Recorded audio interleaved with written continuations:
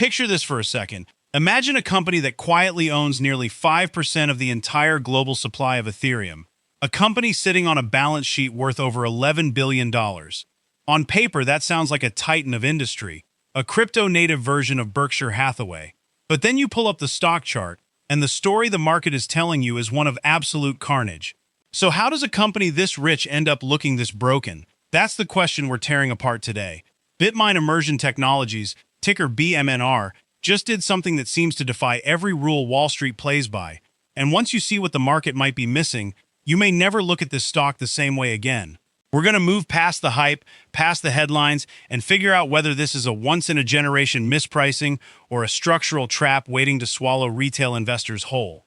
If you're the kind of person who likes discovering these stories before the crowd catches on, do me a quick favor and hit that like button and subscribe.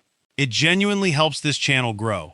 Now, let's get into it. The starting point for this whole investigation is a mathematical contradiction that, frankly, shouldn't be able to exist in a rational market. Here's the paradox. As of July 2026, Bitmine reported combined treasury holdings of $11.1 billion. And yet, the stock has suffered a 90% price collapse from its 52-week high of $161. Think about how strange that is. While the company was busy accumulating more assets than almost any other entity on the planet, the equity price was in complete freefall. It raises the ultimate diagnostic question for any investor. How on earth does an $11 billion balance sheet result in a 90% drawdown? Is the market genuinely missing something enormous here? Or is there a hidden poison buried somewhere inside the capital structure? To find out, we first have to understand exactly what they're trying to build. Because Bitmine isn't just a crypto company anymore. They've undergone a radical pivot toward what they call the alchemy of 5%. And the goal is simple, but incredibly ambitious. They want to capture 5% of the total global supply of Ethereum by the end of this year. Right now, they're already sitting at 4.8%. Let that sink in. They are effectively trying to become the ultimate institutional proxy for the entire Ethereum ecosystem, using a relentless cycle of accumulation, staking, and reinvestment to corner the market. But a strategy is only as good as the assets standing behind it. And Bitmine's vault is deeper than you might think. When you look inside that $11.1 billion treasury, the primary engine is a staggering 5,742,237 Ethereum. But management has also sprinkled in some moonshot venture stakes. They own $180 million of Beast Industries and roughly $100 million in 8Co Holdings, which quietly gives them indirect exposure to high-growth projects like OpenAI and WorldCoin. They still operate a legacy Bitcoin mining fleet too, but make no mistake about what this company has become.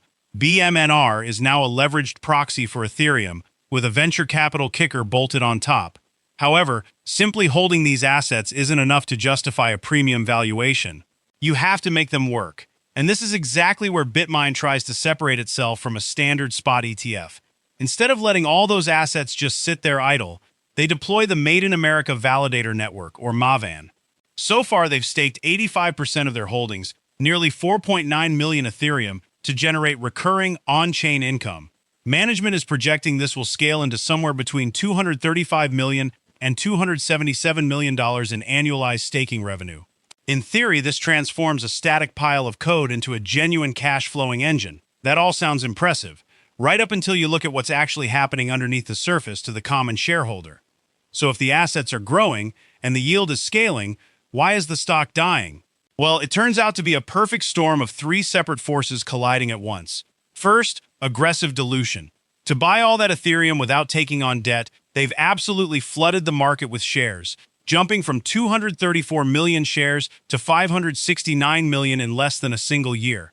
Second, GOP losses. Because of the way accounting rules work, the recent retreat in Ethereum prices forced Bitmine to report a staggering $3.8 billion non-cash loss last quarter. And third, market contagion. We've seen a 63% decline in Ethereum from its highs, which led big institutions to engage in what's called window dressing, dumping underperforming crypto stocks just to clean up their books before the end of the quarter. And this brings us to a valuation debate that has Wall Street split into two completely different camps. On one hand, BMNR is trading at a price-to-book ratio of 0.9 times. What does that mean in plain English? It means you're essentially buying the assets for less than they're actually worth on the open market. That's a deep discount compared to the 7.3 times peer average. But on the other hand, if you run a traditional discounted cash flow model, the numbers look genuinely horrific. Because the company currently has negative earnings, some models project a future cash flow value of just 1 cent per share. 1 cent. So it becomes the ultimate battle. Asset value on one side, profitability on the other, and no clear winner yet. But before you get too bearish on all of this, there's a massive difference between Bitmine's financial health and that of its competitors. Unlike MicroStrategy, which relies on enormous amounts of leverage, Bitmine carries zero long-term debt. Zero. On top of that, they hold over $500 million in liquid cash. But there is a catch, and it's an important one. The new Series A preferred stock. This creates a $35 million annual dividend obligation that sits senior to you, the common shareholder. It's a perpetual weight pressing down on the company's cash flow, and it isn't going away anytime soon. And yet, despite all these heavy burdens, some of the smartest money in the entire world is still doubling down. So the obvious question becomes, what do they see that the panicking crowd doesn't? Because the list of backers reads like a who's who of high finance. Cathie Wood's ARK, Bill Miller, Pantera, Tom Lee. These aren't small names. More importantly, as of late June, BMNR was officially added to the Russell 1000 and 3000 indexes. And this is a genuinely massive catalyst, because index inclusion triggers forced buying from passive funds, the kind of funds that typically have to swallow around 20% of the float, whether they want to or not. Wall Street analysts are even more aggressive, currently maintaining a strong buy rating with a price target of $34.43. That represents over 120% upside from today's levels. But here's the real question. Can the technicals actually support a rally of that magnitude?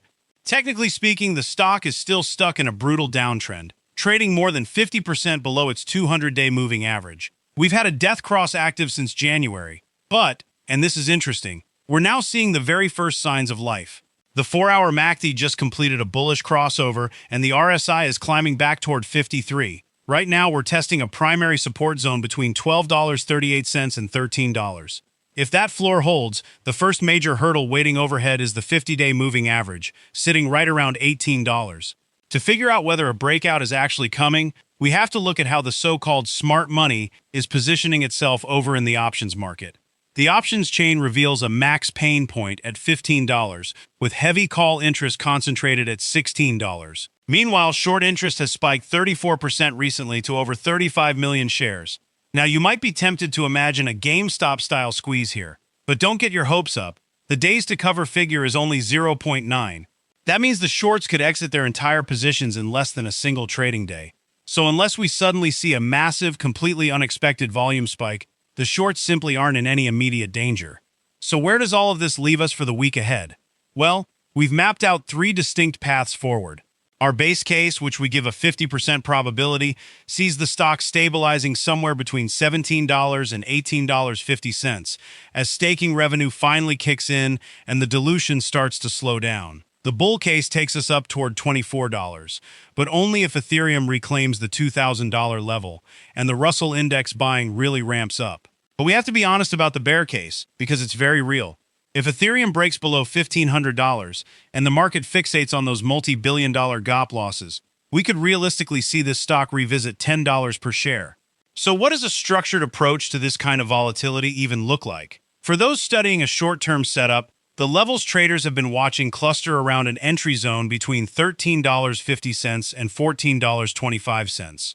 A logical risk boundary sits just below the 52-week low, near $12.30, with that first major resistance up at $18 acting as an obvious target. On paper, that maps out to roughly a 1-to-4 risk-to-reward ratio, which is exactly the kind of asymmetry professional traders tend to hunt for. But before anyone gets carried away, there are 3 critical risks you absolutely must monitor every single day. First, the dilution cliff. Until management formally announces that the 5% Ethereum goal is officially complete, they will very likely keep issuing more and more shares. Second, staking sustainability. If Mavon's yield ever drops below 2.6%, those entire revenue projections start to fall apart. And third, regulation. Any legislative movement on the Clarity Act or the Genius Act will trigger immediate, extreme volatility in this name. Which brings us, finally, to the verdict. Before that, a quick but genuinely important disclaimer. Everything you've heard in this video is for educational and informational purposes only. It is not financial advice, it is not a recommendation to buy or sell any security, and I am not your financial advisor. The numbers, targets, and scenarios discussed are analysis, not guarantees. Markets are risky, crypto-linked stocks are especially volatile, and you can absolutely lose money. Always do your own research and consult a licensed professional before making any investment decision. With that said, here's the bottom line. Bitmine is a fundamentally rich but structurally damaged asset. For most people, it's a hold, and it's a speculative buy only for those who genuinely understand they're making a high-conviction, leveraged bet on the future of Ethereum. That $11 billion balance sheet is an undeniable safety net, but you're also fighting a massive dilution cycle and a heavy technical downtrend at the same time. If you have the patience to wait for that dilution to finally stop, the discount to book value here is arguably one of the most significant mispricings anywhere in the market right now. Just remember, in a trade like this one, patience might be the only thing more valuable than the Ethereum itself. So now I want to hear from you. If you had to make the call today, would you bet on the $11 billion balance sheet eventually winning out? Or does that relentless dilution scare you away completely? Drop your answer in the comments below. I read them, and I genuinely love seeing how differently people see these setups. And if this breakdown helped you understand what's really going on beneath the surface, smash that like button and subscribe so you don't miss the next deep dive. I'll see you in the next one.